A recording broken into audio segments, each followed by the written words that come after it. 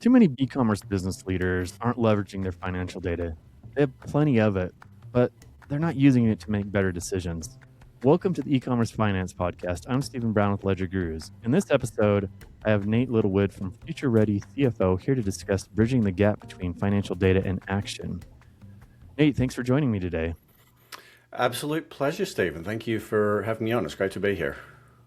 So to get started, introduce yourself and most importantly, give me your background on how you got into e-commerce. Yeah, of course. So, as you just mentioned, I am running a business called Future Ready CFO at the moment, which is a fractional CFO consulting business. We specialize in working with early stage e-com and CPG founders to basically help them achieve their business and financial goals by bringing clarity to their numbers and finances, and essentially showing them how to use financial data to make better decisions that stack the odds in their favor and bring clarity to topics like, setting marketing budgets, expanding product portfolios, opening up new sales channels, we're across hiring and firing type decisions and, more general business strategy type products. In terms of how I personally got into the space, I have been doing this for a couple of years now, but prior to that, I was running my own ecom brand, which we bootstrapped from a pretty modest Kickstarter campaign into a seven-figure business. Along the way, I spent a couple of years serving as the lead mentor for a New York-based accelerator program called Food Future Co., which basically specialized in food, bev, and ag tech startups. And my finance experience largely came from working on Wall Street. I spent about a decade with a global investment bank across Australia, Canada, and most recently the US. So what I do at the moment is basically provide content, courses, and one-on-one coaching. And my mission is really all about making finance education and finance support more accessible for startup founders. And ultimately, what I'm aspiring to achieve here is putting an end to the reality that currently finance and lack of finance knowledge or problems with finance is the number one reason that these businesses fail. And I'm basically on a mission to put an end to that. Love it. As a side note, one of the things we discovered is both you and I have undergraduate degrees in civil engineering. I know. There we go. The difference is you actually worked with your degree. I ended up getting sucked into tech, but both of us have had a circuitous career from civil engineering to e-commerce finance. It's kind of crazy. I know. Who would have thought that a civil engineer would end up crunching numbers for e-com businesses, eh? My thought is if you can design, the complexities of civil engineering, those calculations, financial calculations are not that much. They're a lot easier. Let's just put it that way. No disrespect to finance. Yeah, I agree. Question about your brand. What was it that you guys were doing, and what became of the brand?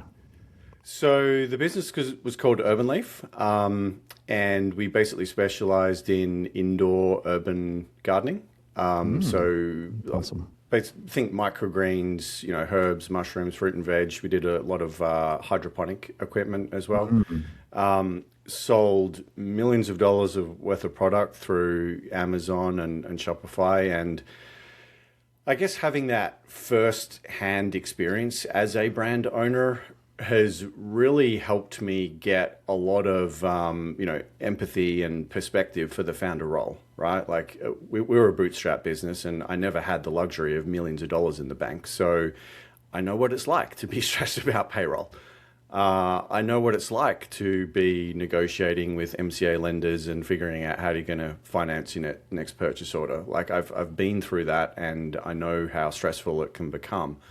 One of the things that I'll admit it took me a while to learn this lesson, but one of the things I eventually learned through that role was the power and benefit of focus and prioritization. I mean, when I first got started, I'll be honest with you, Stephen, I was like a freaking kid in a candy store. Like when you tell someone that you're starting an e-commerce business, like everyone wants to help. Everyone's got a, friend who's a graphic designer, or, someone who can help with your Instagram ads, or, God knows what else. And initially it's really fun and exciting to go and pick up all these shiny objects and play with them. And, in hindsight, I can now see that I probably spent way too long doing that before I, just really learned and discovered how to focus, prioritize, hone in on the things that were important. And that's kind of a big part of what I do now with my CFO clients, help them see through the shiny objects, help them prioritize which things they should be focusing on, and what is the mountain of stuff that they should, probably be ignoring. So yeah, it was a great experience. Not going to lie, I did okay out of it, but it wasn't a life-changing experience. Like I wasn't able to, retire and sit on a beach drinking mojitos or anything. So yeah, I'm really bringing all of that firsthand experience and knowledge from being in the trenches, and doubling down on the part of that I intuitively knew all along I was best at, right? There's a lot of parts of being a founder that Yes. frankly, truthfully, if I was to be honest with myself, I wasn't that great at. Particularly being an e-com founder, you need to care about customer acquisition and marketing and value propositions and all these digital channels and creative quality and creative flow. And it was just never really my jam. I never really got into that side of the business too much. Yeah. But the stuff I did enjoy and I really over-indexed on was everything finance, operations, data, logistics, number crunching related. Like, we had an insane, finance and operations stack for, the type and size. Yeah, oh, that's awesome. We had a similar journey. My partner here at LedgerGurus, we went in with a third partner and bought a brand 4 years ago.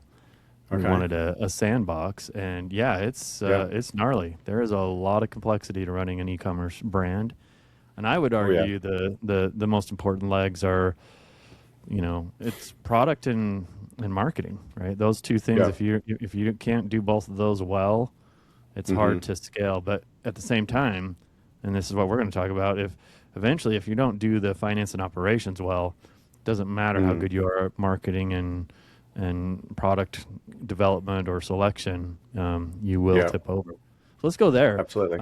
There's a ton of data. People have a ton of data.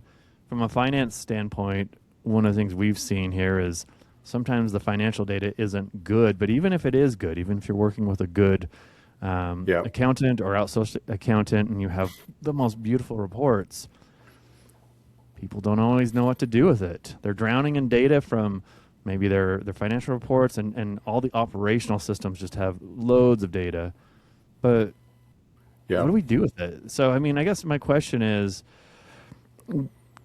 when you see sellers and they have all this data, where do you think the biggest issue is with them knowing what to do with it? Or what are the biggest mistakes they're making when they have good data? Yeah, great question. And that's, I think, where a lot of founders' relationships with finances and data, and frankly, they get unstuck at square one, right? It's 2026. None of us have a problem with a shortage of data, right? And you're really not doing any founder a favor by overwhelming them with more data than they already have and saying, here you go, like, figure it out, right? That's freaking useless. So I think some of the biggest thematic issues that I see are described by, or summarized by, what I refer to as the context vacuum.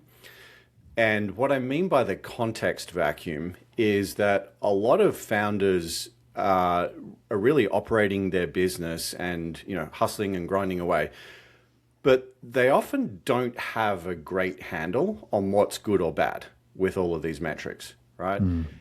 They might in their ad account, you put two founders next to each other and, they might be willing to share access to their Meta account or their Google account and show each other what their CPCs are or the, marketing efficiency ratio even. But you ask them to, okay, now share your profit and loss with each other, right? It's a very different type of conversation. People don't want to do that. It's much more, personal and private sort of information. And so where I'm going with this is that I see a lot of founders who just do not have a good sense of what the important numbers are or ratios and what those ratios should actually look like. And the way that I kind of experience that or see this from where I sit is I'm commonly doing reviews and audits to kick off a relationship before we get to quoting and so forth. And so I'll do a review of a brand's account.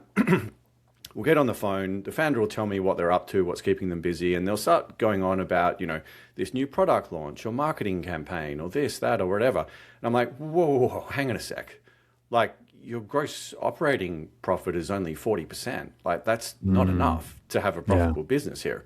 If you can't fix that number and get more profitable, then none of this marketing nonsense you're talking about makes sense. It's a complete waste of time. And so what happens as a result of this, because we don't understand what metrics matter and what they should actually look like, what does healthy actually look like, we end up with this huge problem with scattering of time and attention, right? There's no point in focusing on your new marketing campaign or product if you cannot fix that cost problem that's driving a gross profit margin of 40%. And so a huge part of what I help founders do is just understand the context of their data. Like, this is good, this is bad, you're doing fine here, but these 2 or 3 things are really where we need to pay attention to, right? And this is super important, especially when you're talking about early stage brands. Like, most of my clients, we're talking about businesses with, say, 2 to 10 people. This is not Amazon.com in terms of the talent pool. We don't have millions of people here. We have a small, hopefully very dedicated group of people behind you, but it's not like we have an infinite amount of manpower or lady power to put on any given problem. So it's absolutely critical, if we are going to be investing our time and attention in things, it be directed towards the problems and issues and opportunities that are actually going to move the needle forwards. Because if you're not focusing on these most critical parts of the business, then I'm sorry, you're probably wasting a lot of your time. And And I don't know about you, but I feel like a lot of e-commerce founders, they come with 1 or 2 backgrounds. I see a lot that are like the product idea people. They've got a great idea. They will it into existence. They figure out how to create a product, or maybe they have a product background and they're able to design and source that. Or they'll have a marketing background. Sometimes they're very, very marketing savvy. And I think that's a great combination. I rarely see, let me ask you, how often do you see people that actually understand basic business financials? Very rare. Same. And there's just not a skill set that most people have. Yeah. I mean, unless you have elected to do it in university, most people won't have encountered this stuff at school, right? I absolutely agree with those 2 kind of archetypes and profiles that you just described. And let me kind of elaborate, because I see actually one other, which happens to be my most common client. But the first one is the product person. They're the subject matter expert. They understand the product. And the problem that I most commonly see them making is they've usually over-invested in product. And so they usually have huge catalogs because they love products and they love designing and they love bringing things to market. And you can almost always give them a reality check by talking about metrics like revenue per SKU. How much of each of these widgets and things that you've got sitting on the factory floor, like how much revenue is each one of these things generated? Because every SKU is an investment in time, sourcing, procurement, design, packaging, inventory, space in the warehouse. And it needs to be paying rent. It needs to be generating profit to your bottom line. And if it's not generating enough revenue to do that, then we have to question, like, what was actually the point of investing all of those resources in bringing this widget to life? We're not getting a payback on that time and effort invested. So that's usually the problem I see there. The marketing gurus, they might have come from an agency background, or one way or another, they've picked up CACs and They understand LTVs and the ratios between them and so forth. And these guys, as long as they understand that CAC to LTV or CAC to lifetime gross profit ratio, and they understand the unit economics of acquiring customers, they're often happy to just keep doing that. And in my experience, they're often difficult to engage in CFO type conversations because they usually know exactly where their next dollar of capital is going to come from. It's coming from a sale, and they know that that sale is going to be profitable. And they also know what they're going to do with that capital once they get it. They're going to buy more ads and more inventory. So their decision framework is fairly simple in terms of how they think about sourcing and allocating capital. And in my experience, at least, I'm not sure about yours, but I've found that those people are usually happy to have an accountant or bookkeeper following them around and basically cleaning up their mess or keeping the books in order. The third archetype that you didn't mention, and this is, I would say, where most of my clients reside, is what I call the business owner. And these are usually people who have been around the block a couple of times. When I look at my client base, they tend to be, at least in their late 30s, 40s. I think my oldest client is actually 65. So they've been around the block a couple of times. They have grown frustrated with the amount of time and effort that they're investing in the business and the lack of financial results and outcomes that they're getting from it. And they're like, oh man, why am I doing this? What's the point? Why am I working so hard, busting ass on this business if I can't pay myself reliably or the business is not consistently profitable? And these people are usually, they're not necessarily deep in any one domain, but they're quite comfortable sitting across multiple parts of the business. And they're usually a bit more willing to think about things pragmatically. And you can have conversations with them about topics like ROI and like, is this a good use of your time and so forth. And from my perspective, at least, they usually make the best CFO clients because they're, most willing and ready to engage. I'm curious what your perspective on all of that is, Stephen. How do your clients sit across those three categories? I love the archetypes. We've ended up getting a lot of that first, a lot of really product-minded people. And what I see is sometimes the issue there is their marketing's not very great. So sometimes I wish they were more like archetype 2. But to your point, each one can have its flaws. So with one, I see oftentimes there's not enough sales velocity, or they'll stall out, or they're really dependent on an agency and they don't know how to talk to them about marketing efficiency. I think the problem with the marketers, the archetype 2, when I run into those, they can be, and I'd even say there's a lot of e-commerce podcasts that are run by agency types. They have a lot of data, and they can be really good with data, with marketing data, which has a huge swing on the profitability of a business. But sometimes they're not thinking about cost of goods sold, or they might, but they're not thinking about to me, there's a couple of key things to success. It's marketing efficiency, cost of goods sold, is it low enough, fulfillment costs. And then I think if people are good in those three areas and they're still not profitable, it's usually they have too much overhead. And most of the time I see that as too much payroll.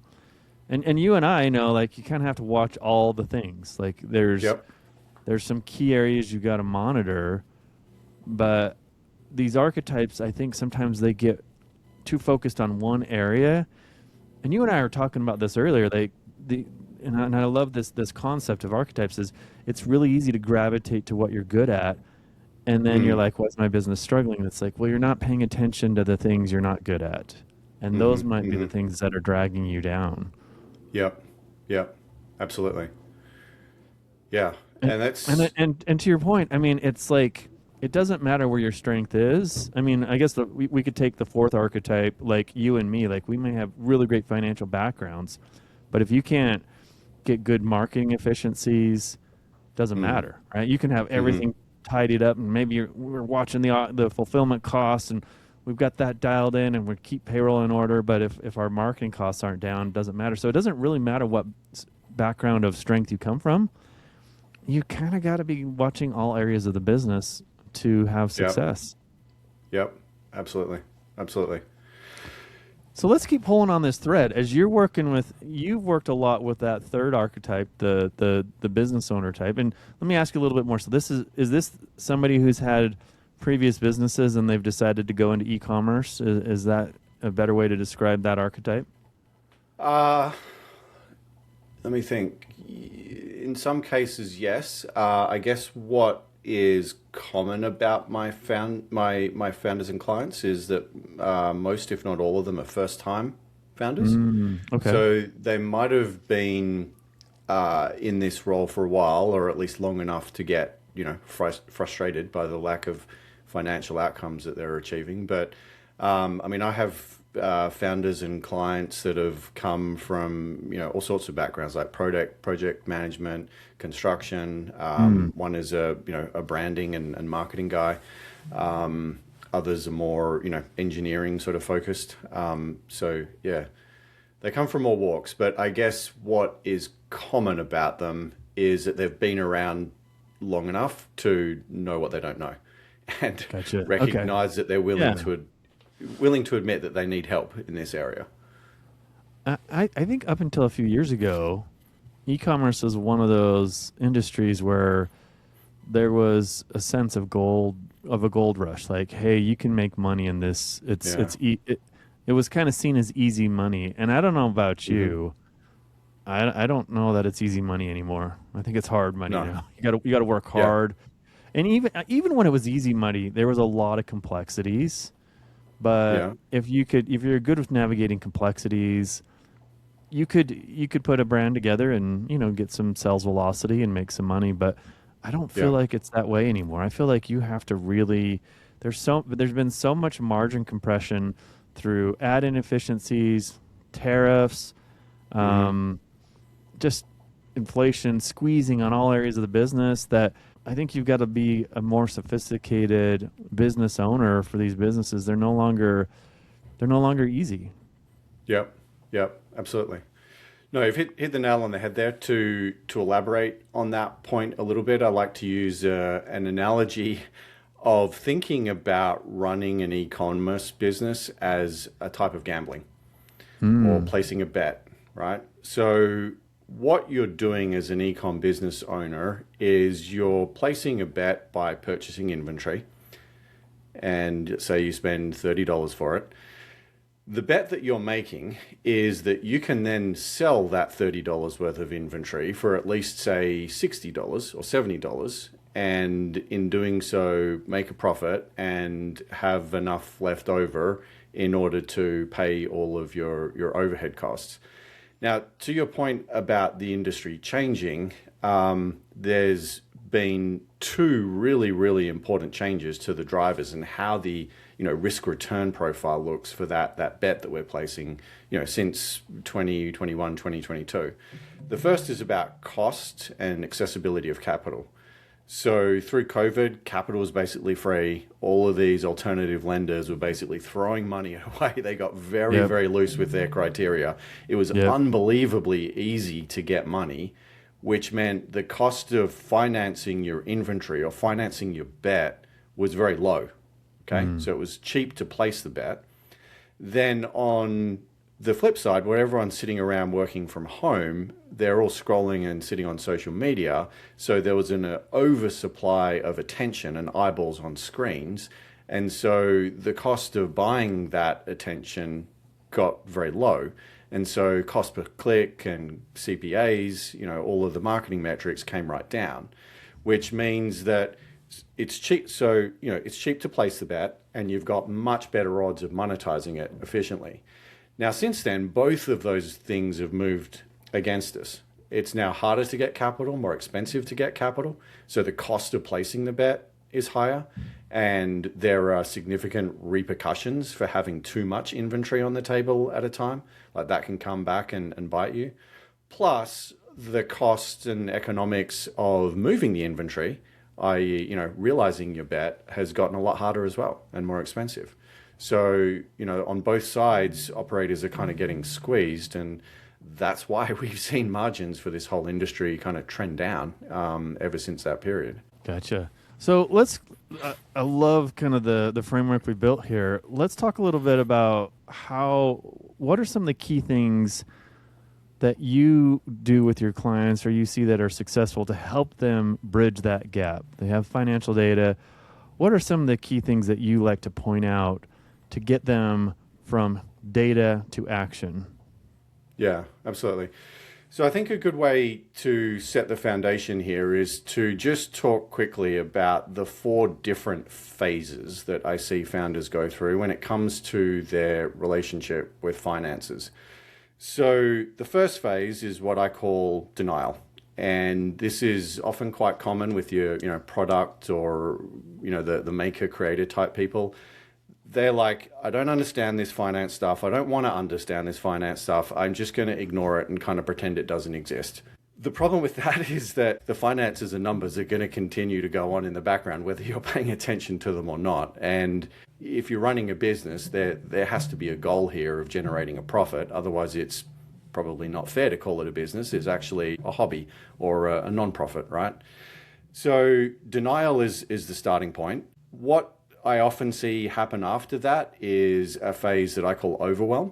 And this is where people have developed some openness or curiosity. They've had a go at looking at the finances, but it's just gotten overwhelming. It's confusing. There's too much information. They don't understand it. Like, what am I meant to do with all this? And that usually, flips them back to step 1, unfortunately.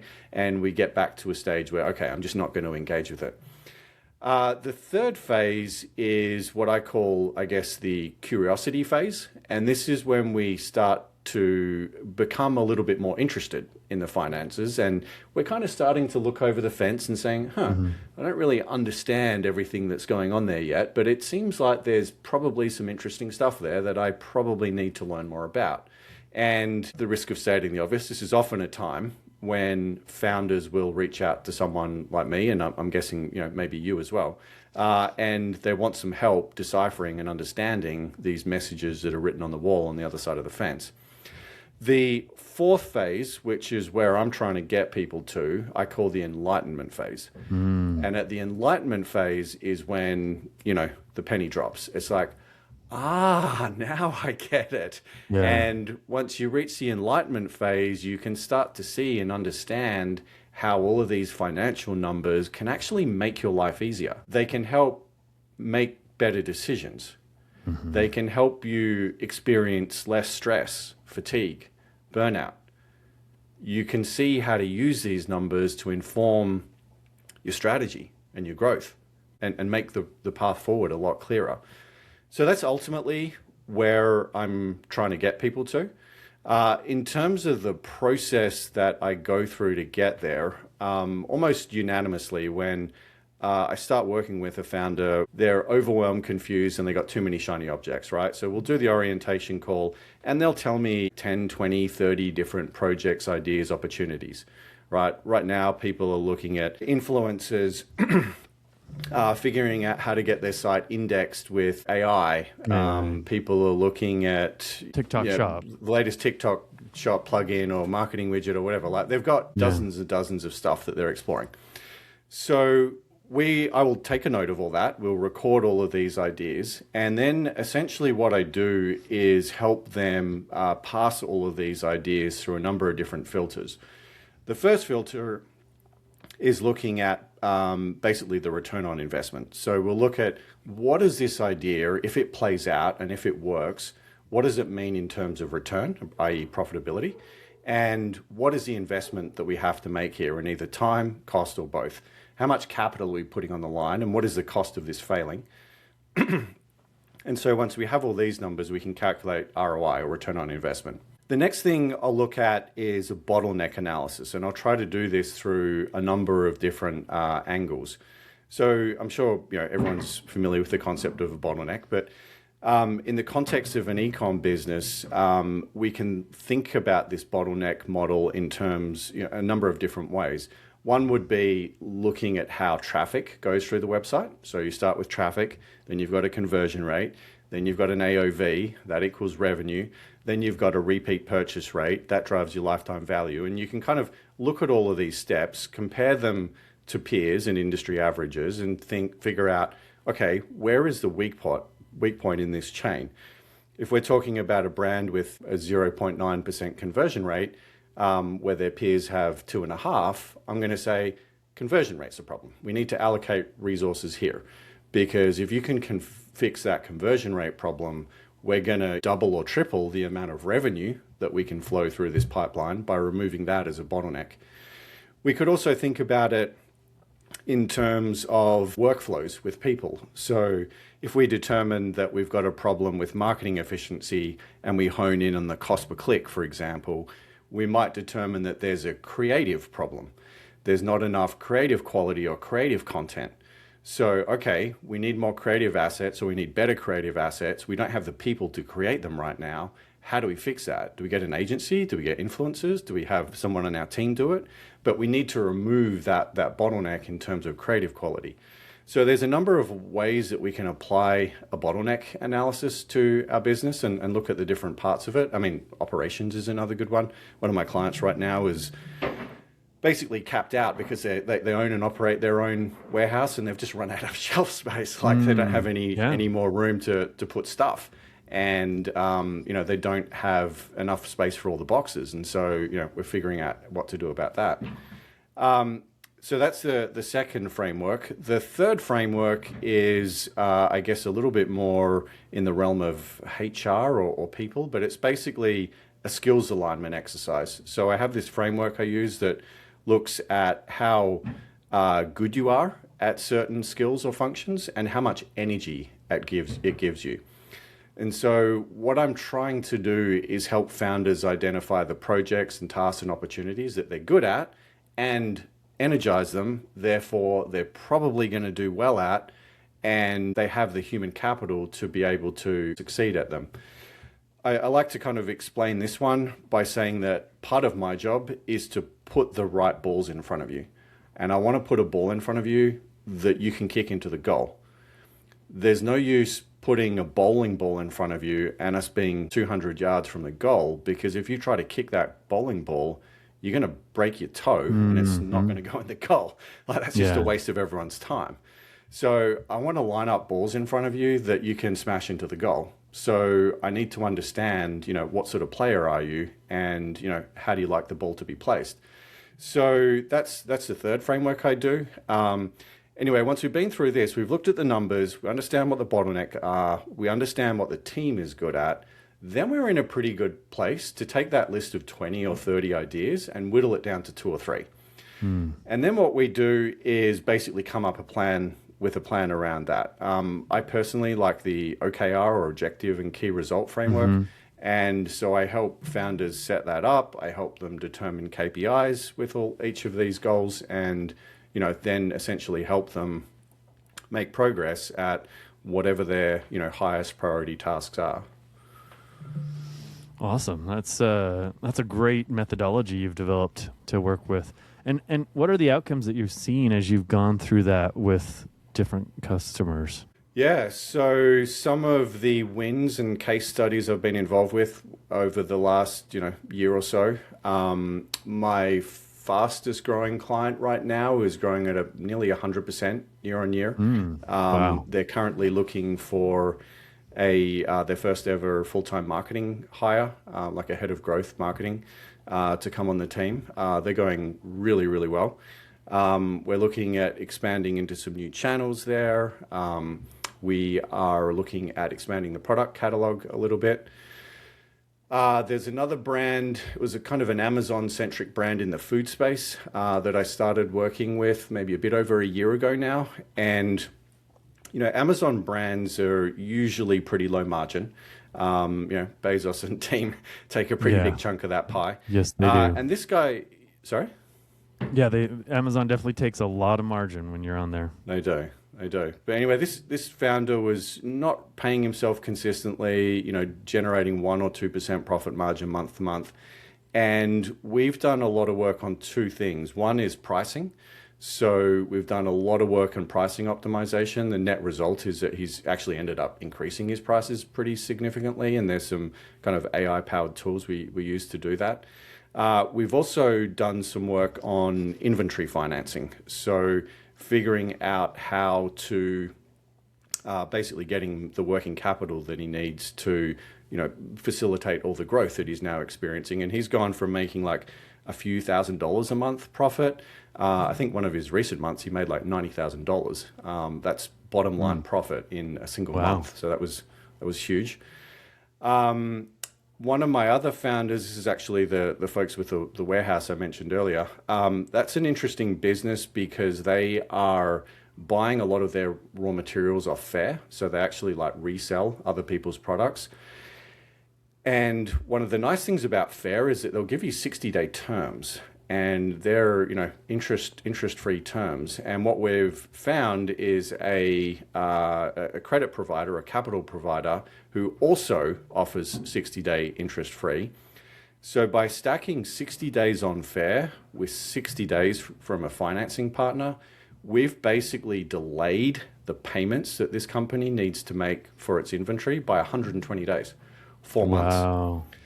Now, considering that this business really only needs to hold 3 or 4 months inventory at a time, and they're selling it all on basically D2C, Shopify, what we have here is a business that is pretty close to getting a negative cash conversion cycle, which basically means that they can get paid for product before they have to pay for it. And that's amazing.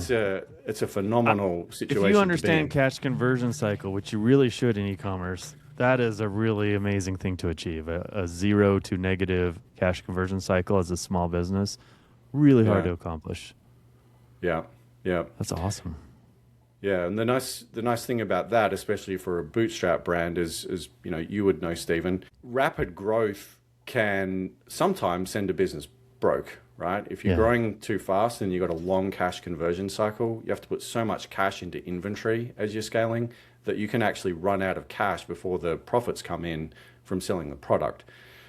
So what will theoretically, I mean, we're not there yet, but what will theoretically happen with this business, it will actually generate more and more cash the faster it grows, because it's going to continue to get, paid from customers before it has to pay for their own inventory, which is pretty cool.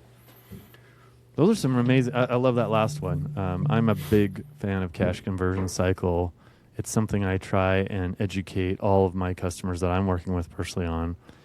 It's an opaque concept, and there's a lot of opaque concepts in finance and accounting that if you haven't gone through like a formal training, it's easy to get overwhelmed, and to go back to that the phases, you get in that overwhelm phase and you shut down and say, I just don't care. But these are things that make a big difference. And I would argue you're not going to win because you are a great financial operator in e-commerce, but you'll definitely fail if you don't have a certain level of financial sophistication. And I think the bigger you get, the longer it goes, the more important that is, that you have that skill set in making decisions.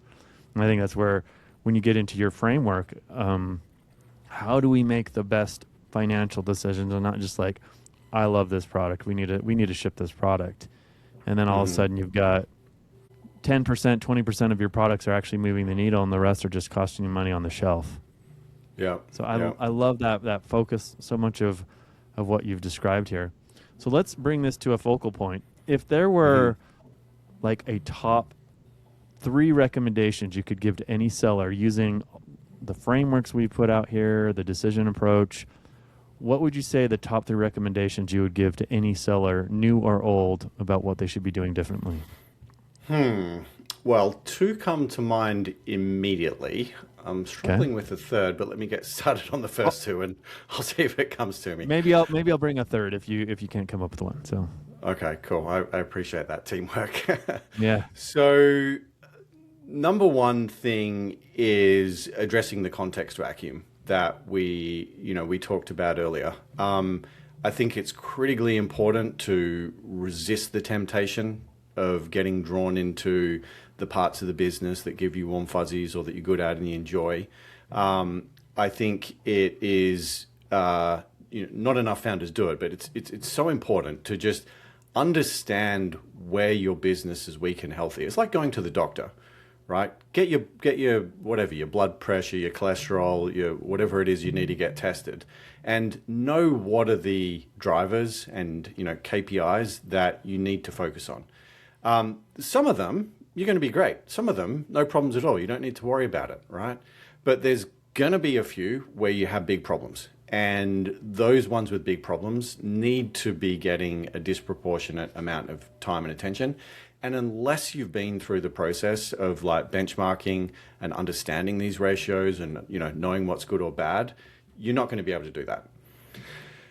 The second thing I would recommend, and this really stems from a very, very common mistake that I see founders making, is to develop the ability to think about your business and its financials, not just from a profit and loss perspective, but also from a cash flow perspective. And we were just talking about cash conversion cycle. Yes. But the problem that I see come up time and time again is that founders have usually got a decent handle on their unit economics, right? And they usually understand things reasonably well down to at least the gross profit level, hopefully even the EBITDA level of their financials.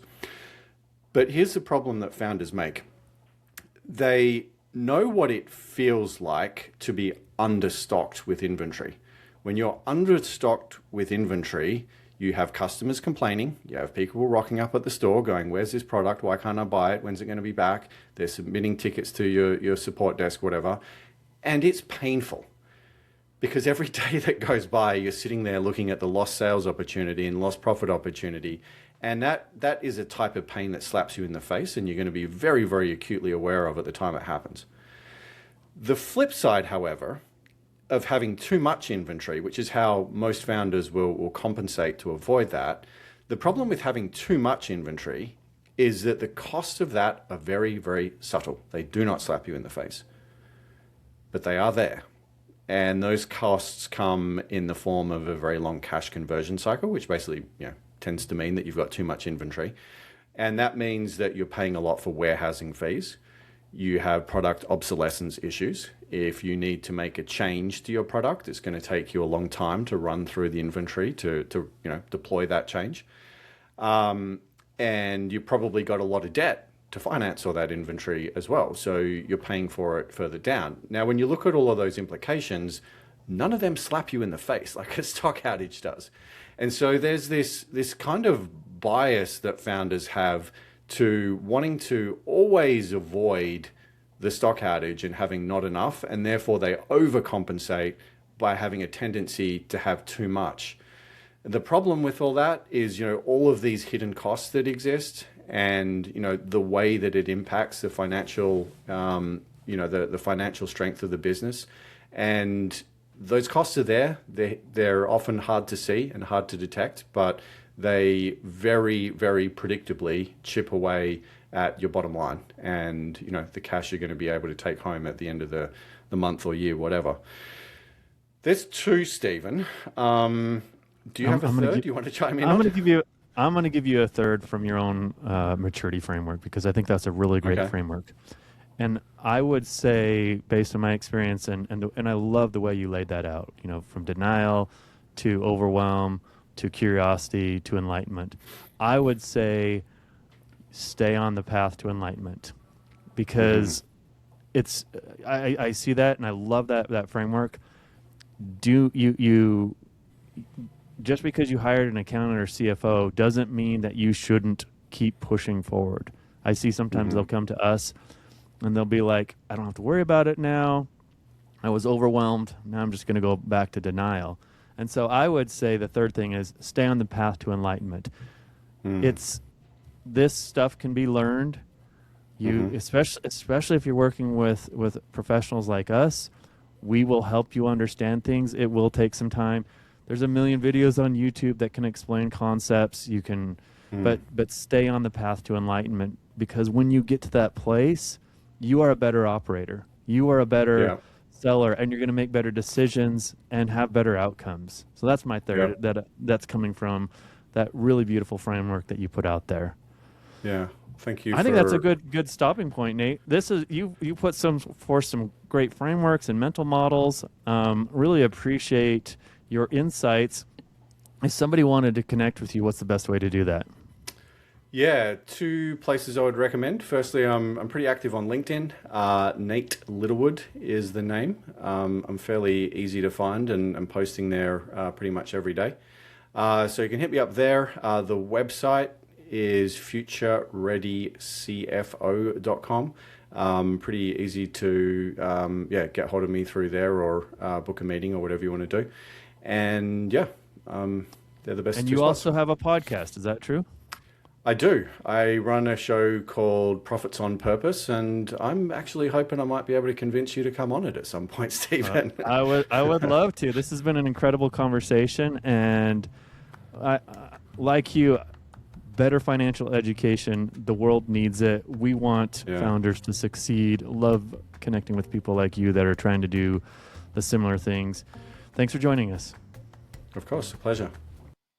Today's episode is brought to you by LedgerGurus, your go-to team for e-commerce accounting. We handle everything from keeping your books in order and tackling sales tax to managing your inventory accounting and even acting as your fractional CFO. Basically, if it's about accounting, we've got it covered so you can focus on growing your business.